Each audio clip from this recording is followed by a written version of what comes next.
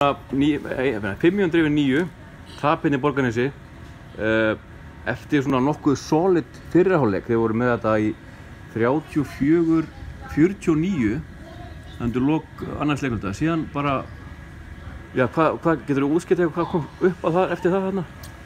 Nei, þetta við sem alveg Skallagrímur með gott lið. Þeir náðu sér niður ekki rétt fyrir hálfleikinn og það var þetta bara leikur en þetta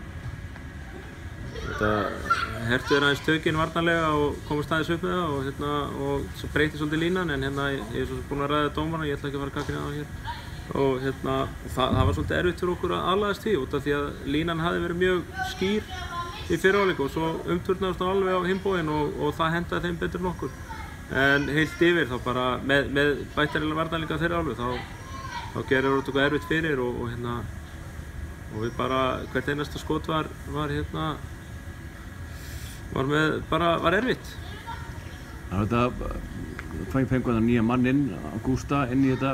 Heldur hann hefði getur að hjálpa ykkur töluvert í baráttunni? Jú, klálega. Ég meina, þú veist, annars ef við teldum hann væri ekki að hjálpa okkur þá hefðu við ekki fengið hann og ég bara tek hattinn ofan fyrir honum að vilja vera með okkur. Þú veist, það eru aðrar aðstæður í honum heldur en flestum í liðinu.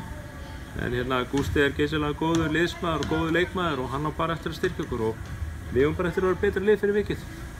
Glæsilegt, þetta er styrkt af kvarts klukkunni þarna.